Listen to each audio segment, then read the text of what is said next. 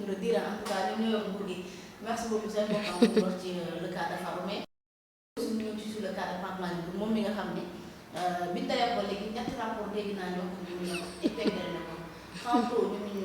rapport Prodac bi Mame Mbaye Niang ko épinglé ñu ñaan fekkee na ko tantôt ñu beneen rapport IGE inspection générale d'État ñu ni moo ko épinglé beneen bi des bi ñu mujjee wax nee nañu rapport ADR ko nga xamante ni si moom rapport cabinet privé la yor nee nañu moo ko épinglé déjà bu sukkandiku ci Pape Malick li nga xam ko ni rapport bi gars yi utilisé ki bi noonu Samba Laobé te mu ngi décédé en octobre 2018 ñu ñëw en juin 2019 alors pour décédé lan lay mën a épinglé jaaxal na ma de man mii sax question boobu maa ngi koy posé boobu ba léegi kenn répondre ma ci cette question là man je me la pose depuis boobu ba léegi mais kenn répondre ma ci aji ah loolu moo ma jaaxal parce que Pape Malick je pense que depuis 2013 ou 2012 la dem ministère des finances en tant qu'économiste c'est à partir de 2019 au mois de juin plus précisément 2019 le président nommé le coordonnateur du programme nu mu tuddati agricole communautaire muy Prodac 2019 je dis bien mais rapport bi nga xam ne ñoom si lañ basé wu te combat bi boo fàttali ko xeex bi entre Sonko la woon ak Mame Mbaye Niang si tout le monde se rappelle mais à un moment donné subitement quand Pape Malick est sorti commencé di leen sonal rek ñu balancé comme Mame Mbaye moom fexe na moom ba Sonko bokkul te mënuñoo jot ci Mame Mbaye ñu rabaatulu ci Pape Malick et depuis lors wàccuñu ko waaye moom it wàccu leen ba ñu sonnee ñoom ñoo uti ndimbal ku ñu uti justice lañ uti takkal ko bracelet defal ko assignation à résidence lañ ko defal mu toog gëm yàlla di jaamu yàlla di bind ay livre am di waxtaan ak ñi mu war a waxtaanal terewul suñu parti continuer di dox niñ ko war a jàppale ñu continuer di ko jàppale ba tey ñu boole ko benn jour ak tonton Farba man ay ree daf ma jàpp keroog bi ñu ne Farba ak Pape Malick dañ leen convoqué à la Cour suprême laa ni dañuy bàyyi tonton Farba jindi bracelet Pape Malick pour defal ko mandat de dépôt ñu ni ma maam looy wax li man leen c'est juste une analyse politique c'était prévisible loolu xale bu juddu démb sax maanaam dañu cuune ba nga xam ni suñuy def au lieu ñu def sax mu xaw a nëbbu tuuti wala dara non non non dañuy def loo xam ni jarul ngay bëri xam-xam jarul ngay nekk expert en la matière jarul dara bu ñu tegee rek da ngay comprendre loolu mooy koo xam ni doo stratège loolu mooy koo xam ni dangaa cuune dëgg te loolu moo ñu dal ak ñi nga xam ne ñoo jiite suñu réew mi malheureusement pour le Sénégal et pour les Sénégalais mais dommage lii dañuy continuer di ko dund ba seen mandat jeex ci jàmm ak salaam mais Pape Malick moom rassure-toi Pape Malick rassure-toi tey la gën a confiant tey la gën a gëm justice su Sénégal parce que wax naa ko tout à l'heure je pense que eggalewu ma ko woon ma ni que ñun njabootu président Macky Sall lañ nous sommes des républicains kenn mësuñu dégg ñu xas justice du tey jii la ñuy am problème ak ay politique tax ñuy attaquer justice bi non ça on le fera jamais duñu ko def même suñu amul lu ñu neex duñu ko def maintenant on va laisser la justice comme le dossier est pendant devant la justice on va laisser la justice faire son travail mais li wóor ba wóor mooy question bi nga xam ni c'est politique non foofu moom combat boobu moom dañuy fekk ci terrain bi incha allah. question politique réponse politique. ça c'est sûr. d'accord mais xanaa nag d'accord ngeen ci réduction des comptes vu que ni gars yi dañoo ñëw bu wax ñëpp ñu ni c'est parce que yow boo amul oto wala amoo liggéey c'est parce que Pape Malick moo sàcc xaalis bi. ñun ñëpp yéen a sàcc xaalis bi APR Macky Sall lii la yu ne ñu wax ko fi réduction des comptes bi xanaa di ngeen d'accord ni pour ñu def ko ku nekk lu nga dencoon ñu lañ bët ko xool ba xam ndax yore nga non man je suis d'accord et l'APR est d'accord man je peux parler légalement au nom de l'APR parce que je suis porte-parole du parti je fais partie des 9 personnes nommées par le président Macky Sall comme porte-parole je peux parler légalement l'APR est d'accord pour la réduction des comptes nous sommes des républicains nous sommes des démocrates et on est pour l'état de droit également mais aji li ñu mënul nangu mooy règlement de compte et c'est ce qui est en train d'être fait xam nga lu tax le président Macky Sall a dirigé une coalition pendant 12 ans et pendant toutes ces années son gouvernement était composé d'hommes et de femmes de partis politiques différents je pense que vous convenez avec moi que 12 ans yëpp am nañ ñoo xam ne bokkuñu woon APR ci gouvernement Macky Sall au niveau des directions générales c'était la même chose au niveau des PCA wax lépp luy poste de responsabilité président Macky Sall nommé na fa ñoo xam ne bokkuñu woon ci partem depuis lors Adji yaa ma invité pour poser ma question si mais danga may permettre ma poser la question bi depuis lors est-ce que mus nga dégg benn identité wala benn personnalité politique bu nekkoon dans le gouvernement du président Macky Sall bokkoo APR ñu topp la soo ko déggee nga wax ma ko c'est juste une remarque que j'ai faite ok et je voulais partager ça avec les Sénégalais avec les internautes de Live Sénégal pour ñu répondre ma par rapport à cette question-là képp ku gis koo xam ni je n'ai rien contre les partis alliés du président au contraire li may wax c'est pour apporter des réponses ou des éclaircissements par rapport aux agissements yi nga xam ni ñoom ñu ngi koy def jëmale ko ci président Macky Sall ak partem ok c'est pas pour ñi nga xam ne ñun lañ àndaloon au contraire ñooñu ils sont tellement solidaires am lu leen naxari par rapport ak situation bi nga xam ne suñuy camarades de parti ñu ngi koy dund mais dama bëgg rek leeral su may poser question bi c'est pour leeral wan Sénégalais yi ni ñii dara ñoru leen c'est pas pour la reddition des comptes mais c'est pour un règlement de compte parce que c'est les gens de l'APR les jeunes de l'APR les femmes de l'APR les cadres de l'APR ñoom ñoo fi nekk di jànkonteeg ñi nga xam ne ñoo nga bëgg a tegal président Macky Sall loo xam ne du jaarul yoon léegi loolu nag la ñu mënul supporter parce que xam nañ ni nous avons fait l'État nous avons cet engagement envers notre parti mais également envers notre leader que bu ñuy wax ci moom nit ñi dañuy xam ne lii ñuy wax dëgg la du ay caaxaan alors actuellement kon buñ la déggee ni nga waxee day mel ni am rapprochement wala jege Macky Sall actuellement délit ci dëkk bi c'est un délit loolu ñëpp xam nañ ko jege président Macky Sall c'est un délit mais képp koo xam ni xam nga président Macky Sall képp koo xam ne xam nga waa APR ñun tey fierté bi ñu am bi ñuy nekk ci nguur gi amuñu ko woon Adji ma wax la benn mbir je pense que secret lay doon waaye secret de polichinelle lay doon maanaam lu ñëpp xam gis nga léegi waa APR dañoo noppaliku waa APR foo leen fekk dañoo leer macha allah rabbi waa APR dañoo am jàmm dangaa mën a maanaam sa jaamu yàlla sax dafa gën a dëgër ni nga daan jullee 5 waxtu rek sa yenn naafila yi sax nga ko doon fàtte bañ a def maanaam APR léegi dañoo am jotu def lépp xëy di liggéey wàcc ñibbisi sa njaboot lépp lu la yàlla wërsëgee nga ko doon bokk ak ñëpp léegi danga koy yemale si sa njaboot ak ñi nga xam ne mënut a ñàkk pour wax la ni la jàmm ji ñu nekkee fi ne nii amuñu dara loo xam ne gën na neex lu mel nii kon képp koo xam ne APR nga bokk ngay dund mbégte moomu ba pare dolli ci fépp foo jaar ci réew mi jugeel ma Dakar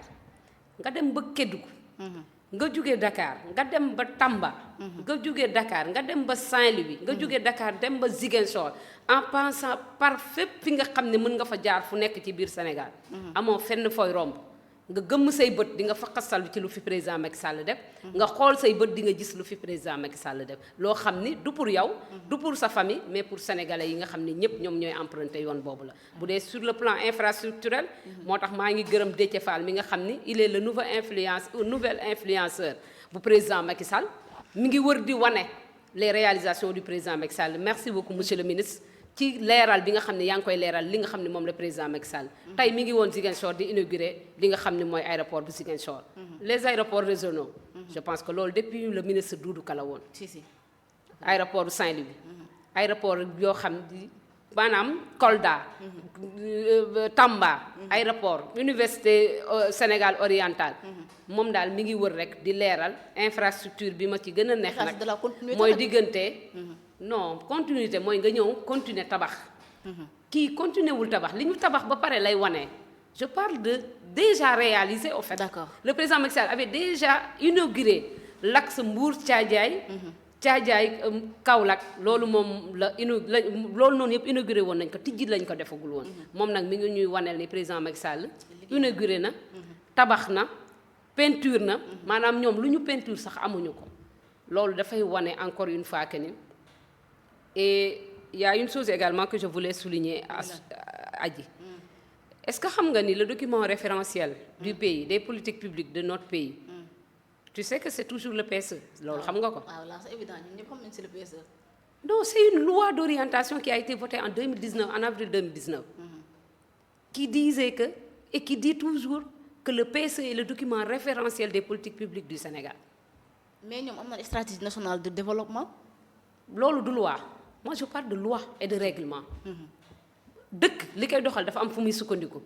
je parle de loi c'est une loi d'orientation qui a été votée en avril 2019 et jusqu'à présent boo demee ci suñu arsenal réglementaire la nga fay fekk mooy le PSE moom mooy dox ba léegi et la preuve seet naa tey le Puma ànd ak Déthié Fall ñu ni dañuy dem tegi pose première pierre wu xaw ma benn commissariat benn police. Le Puma c'est quoi? C'est un des programmes du PSE. Tout à fait. Comme le PUDC. Et Promoville entre autres. Comme Promoville. Comme PACASEN, comme autres, comme. Tout ça, c'est les programmes contenus dans le plan Sénégal émergent, conçu par le grand visionnaire, le président Macky Sall. Mais kon loolu bokk na ci li pour Et ça, c'est à l'horizon 2035. Ok. ñoom mënoon nañ sukkandiku foofu rek comme l'État est une continuité, ça tout le monde le sait. mais surtout kon loolu mën nañu jàpp nañ ci di bloqué réew mi bu fekkente ni si plan Sénégal émergent bi moom moo war a mooy doxal réew mi en plus ñoom di indi seen vision boo nga xamante ni si méngoowul ak li fi nekk. mais doxaluñ seen vision bi. laaluñu ko sax man maa lay waxal fii. génneel ma benn programme. vous êtes journaliste. il faut faire des investigations. génneel ma benn réalisation. boo xam ne dañu appuyé wu ñoom ci seen document. et ce document anamu. à part la présentation avec des diapositives gis nga document bi yow Alain. là non je n'ai jamais vu. man gisaguma ko. sérieusement je suis tout le temps dans les recherches quand même je lis beaucoup. mais gisaguma document boobu nii dans le net gisuma ko fenn gisuma ko ci librairie gisuma ko fenn man. xëy na génne nañ ko man maa ci jotagul mais su fekkee gis nga ko également mën nga ma ko envoyer comme ça ma mën si imprégné wu un peu pour wax la ni la amul benn lenn loo xam ni ñoom def nañ ko mu appuyé wu dañoo deful dara pour commencer. ab doodaan moo gën a ndaw. doodaan tabax guñ ko ci réew mi ba di ko peinture. mais fi ñu fekk réew mi lañ wax nag 4e sous-sol loolu tabax dina métti de. waaw loolu mën na nekk 4e sous-sol lañ fekk réew mi. man du ma fekk réew moo xam ne 4e sous-sol la nekk man ñu dénk ma réew ma nekk président de la République nekk koo xam ni maa war a nommer aux fonctions nu mu tuddee civile et militaire lépp man maay nommer maay décider ma bàyyi le président de l'Assemblée qui est la 2e institution de notre pays mu jënd ñaata oto et pourtant man je suis d'accord pour que ñu jëndal député yu oto kon ce qui veut dire que li ñuy wax loolu tegu te oto yi nga xam ni moom la député yi am yu ko gën a sophistiqué la ministre yi am et pourtant on devait même pas être là à parler de véhicules attribués à un ministre de la République ñu jox ko oto loolu lan la un représentant du peuple ñu jox ko oto loolu lan la mais débat yi nga xam ni moom lañ doon tenir démb discours yi ñu doon tenir démb moo ñu indi ba fii nii ba tey tout le monde parle quand on parle de véhicule de député ñëpp di ci joxe seen grain de sel. ah non c'est parce que ñooñu waxoon nag la réduction drastique du train de vie de l'État. moom laa lay wax le discours d'hier chaque jour moo ñu rattrapé tey jii nii discours boobu ñu amoon démb moom moo ñu rattrapé ba un représentant du peuple ñu jox ko ab oto. oto boo xam ne yow aji mën nga am oto man mën naa am oto keneen mën na am oto ñun ñi nga xam ne dénkuñu ñu dara ci réew mi. ki nga xam ne dañ ko dénk ni ko doxal ñu mission yi nii saytul ñu lan la gouvernement bi di def votel ñu ay loi évaluer ñu li nga xam ne moom mooy les politiques publiques waa kooku noonu ñu jëndal ko oto mi kii kon buñ nee su 4e sous-sol lañ fekkoon réew mi dañuy wax lu leen neex au mois de juin 2024 quand ils venaient ils sont venus en avril mais au mois de juin 2024 le FMI a dit que le Sénégal tous les signaux étaient au vert ñoom ñoo ko wax comme léegi ñoom ils se réfèrent au FMI dama leen di balancer waat ci résultats yi nga xam ni la FMI joxe woon au mois de juin 2024 pour dire rek aji que lii yëpp ay tappale la manipulation be kii nag man nekkatuma fi di expliquer kenn sénégalais li ngay dund moo gën a garaaw liñ lay wax sénégalais yi dañu nekk di dund conséquence su manipulation yi nga xam ni waa Pastef ak seen njiit ak ñoom ñëpp bu ñu booloowee man nekkuma fi naan Bassirou Diomaye gën a rafet Sonko gën a ñoom ñaar ñëpp laa yemale. ñëpp boo ko yem. mburu foog ko farine. 6 mooy 9 bu ci nekk foofu noo ko bindee rek boo tourné waatee beneen côté bi mu jox la beneen bi. bokk naa wala bokk tuur. kese. merci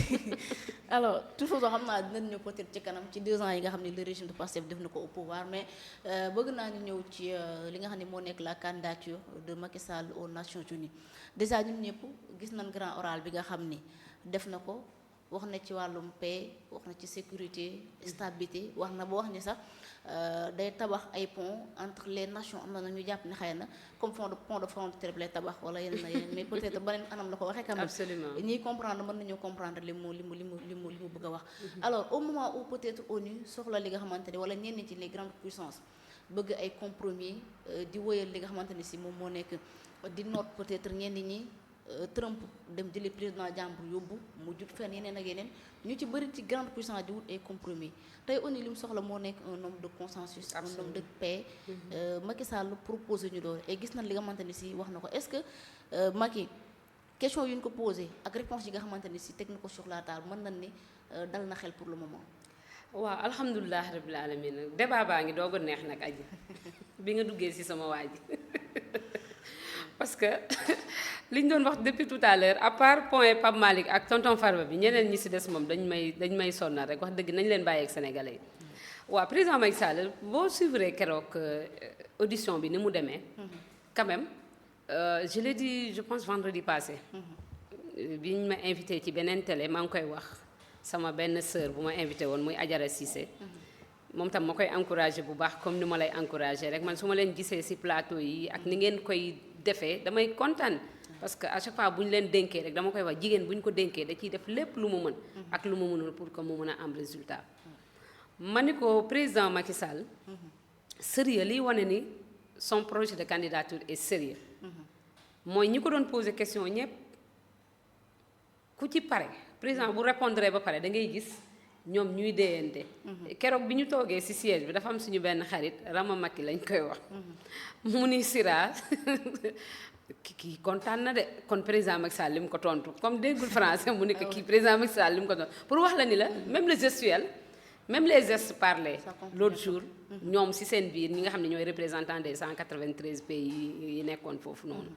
le président Macky Sall il a parlé de paix de développement de réforme de l'architecture de la gouvernance mondiale voilà ay points yoo xam ne adduna bi dañ ko soxla instant bii nii au centre de tout. déggoo li ma la wax le multilatéralisme mais l'humain comme tu dis et que quand on parle de multilatéralisme les gens pensent aux pays aux États mais c'est l'humain qui est au centre et le président Macky Sall ku ko xam-xam ne dafa fonk doomu aadama et ça c'est depuis qu'il était au niveau de l'opposition avec son programme yoonu yokkute dem wër Sénégal 3 fois le tour du Sénégal il l'a fait à 3 reprises de 2009 à 2012 xam lan mooy jafe-jafe doomu aadama yi am yërmande dama ko tuddee woon bi may nekk assemblée le champion du social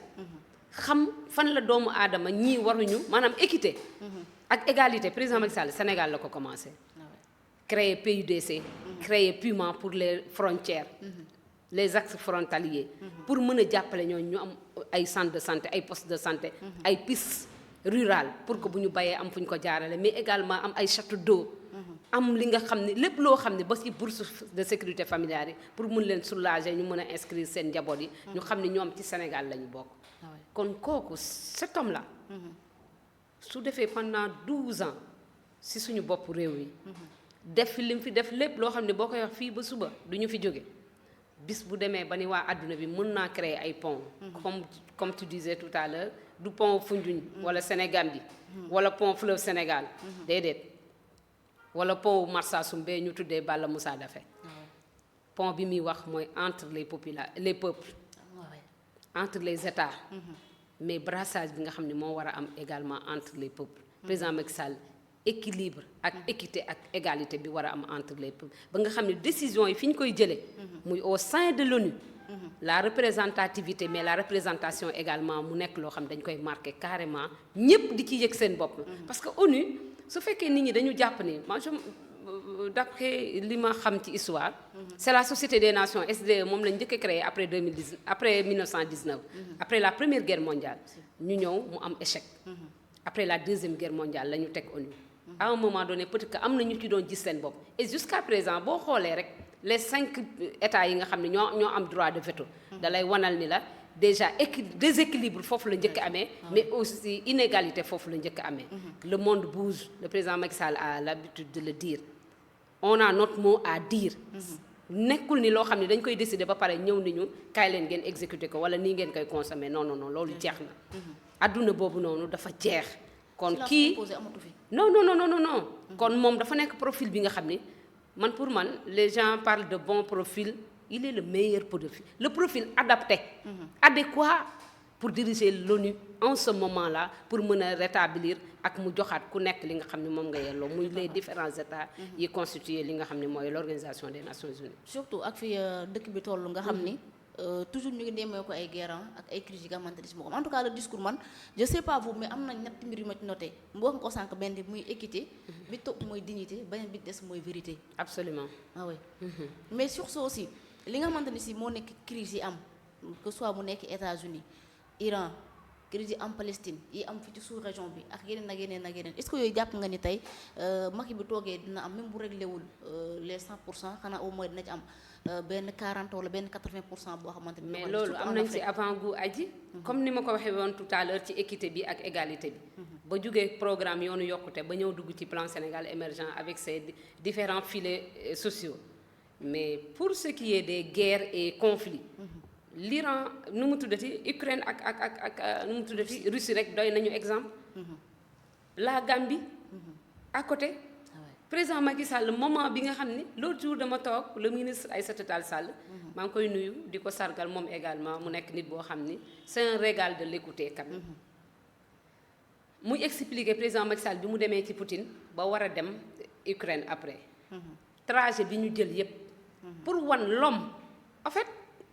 en général soo faree ak nit sooy wax nit ñi duñu gis objectivité bi. et pourtant c'est un constat le président Macky Sall est comme ça noonu la toll. en matière de diplomatie li ci président Macky Sall def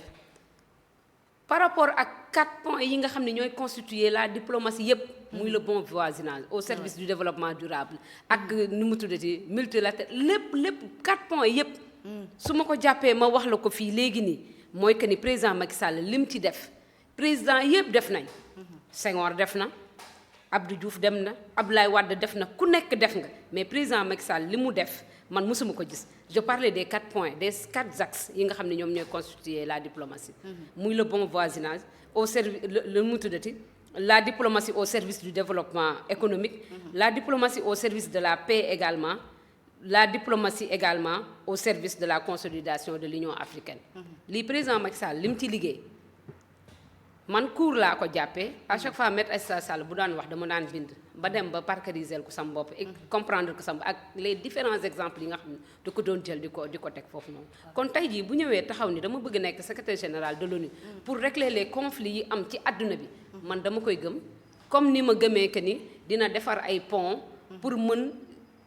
sud bi ak nord bi yam ci mais l'est ak l'ouest également yam ci li nga xam ne mooy l'Organisation des Nations Unies parce que le cas bi ñu mën a jël comme exemple mooy la guerre russo-ukrainienne boobu rek pour man doy na le fait que mu dem wax ak Poutine d'accord ba céréales yi comme ñun li ñuy consommer Égypte rek déjà il paraît que chaque jour 20 millions de miches de pain la ñuy defar ñoom imaginez ñu xëy rek benn 1 mois wala benn 15 jours céréales bi jàllatul Poutine tëj lépp rien que l'Égypte laa la wax 20 millions de miches de pain la ñuy consommer par jour kon kooku yaakaar naa ni famine naroon na am problème yu bari waroon na am te bu amee guerre day gën a yokk parce que nit ñi mën nañ sax amante haine ci seen biir ba guerre ci seen biir kon man je suis confiante du question que dama far ak moom c'est pas parce que sama responsable politique la mais dama xam l'homme Macky Sall ce qu'il est capable de faire dans ce pays il l'a déjà prouvé mais aussi ce qu'il est capable de faire pour aider le monde à évoluer mais également à aller de l'avant. Ok. Alors merci ça aussi tey dañoo xëy ñu gis benn note de Washington comme quoi que ñoom dañoo wax critères yi nga xamante ni si ci lañ ñu war a tabbee ki nga xam ne moo dara nekk le futur secrétaire général de l'ONU mais il paraît que dañoo écarter de facto li nga xam ne moo nekk le principe de rotation la rotation voilà. géographique loolu yaakaar naa lay la bu Mimi Touré tegoon ak Yacine Fall ñoom ñaar ñëpp lañ je pensais à elle nii rek bi ngay posé question bi. ñoom nee nañu woon normalement ku nekk Amérique latine moo waroon na nekk mais day mel ni ñuy écart na est-ce que li tamit du beneen buntu pour Macky Sall vu que ni moom ak Michel Bachelet ñoom ñaar ñoo nekk potentiel candidat yi ñoom la nit ñi doon xalaat. waaw effectivement man lire naa article bi tout à l'heure ñoom moom ils ont écarté déjà la thèse de rotation géographique bi écarté nañ ko et je pense que information bi war nañ ko envoyer Mimi bu dee amagu ko parce que moom elle insistait ci rotation bi parce que comme mënatuñu woon dara ci candidature bi kële Yaas dafa ni woon xaar leen ba liste yi génn doo leen fa gis turam comme liste yi génn na moom foog naa moom président bokk na ndax def na audition son grand oral moom loolu moom kenn waxatu ko kon bokk na keneen ki moom nee na la rotation Amérique latine ñoom ñoo ayee te jigéen moom moo ko war a nekk truand ñoom ay gisaanekat lañ maintenant nag je pense que la note d'aujourd'hui qui nous vient de Washington je pense que sénégalais yëpp intéressé wu nañ si bu boog la plupart des sénégalais intéressé wu nañ si ñoom li ñu wax moo nañ dañoo soxla profil boo xam ne yemuñu rek si ay kii de rotation géographique bi écarté nañ ko de dañu soxla profil boo xam ni dafay permettre adduna bi ñu nekkaat ci jàmm koo xam ne mën nga apporter maanaam mën nga équilibrer ils ont besoin gis nga le monde a besoin d'équilibre un homme de paix de dialogue mais ku xam président Macky Sall xam ni moom paix ak dialogue moom moo ci teg tànk la preuve MFDC Casamance gi pendant combien d'années jàmm dellu si waat fi ñëpp nekk ci jàmm dialogue président Macky Sall kan la mënul dialogueel xam nga ni président Macky Sall mu daan woote dialogue bokkul ak dialogue Bamba Cissé mais ak Bassirou Diomaye Faye président Macky Sall bu doon woote dialogue ñëppay ñëw toog gisoo benn grand parti bu nekk ci réew mi bu wuy ji Bamba Cissé tey parce que la manière mais le président Macky Sall lii nga xam ne moom la waa Washington man bi ma liiree texte bi je me suis dit que ni nañu ñaan ñu bàyyi suñu borom lépp mais man de li ma liir nii yëpp gis naa ko ci président Macky Sall ce dont ils ont besoin pour diriger l'ONU pour que qu'il y ait de l'équilibre au niveau mondial wax dëgg ne xel man gis naa ko ci président Macky Sall non jàpp naa ko maintenant li ci des nag ñu bàyyi ko ci loxo suñu borom en tout cas moi je pense que ni président Macky Sall il a déjà gagné nous avons déjà gagné le 22 mercredi 22 bi mu defee audition boobu noonu man ci laa jàpp ne ñun moom instant bi amatuñu lu ñuy wax on est très fiers fépp foo jaar ci Sénégal ci àdduna bi da ngay yëkkati sa bopp ci kaw sa loos yëkkatiku ngay xool say bët ci kaw boo bëriwee kersa sax di nga xool ci kaw après nga sëggaat loolu la ñu président Macky Sall ñun bàyyil fii comme héritage ci Sénégal alors même sur ce Macky Sall dafa def benn chaise fii ci ONU chaise bi am na ñenn ñu ma dégg déjà député la à l'Assemblée Cheikh Bara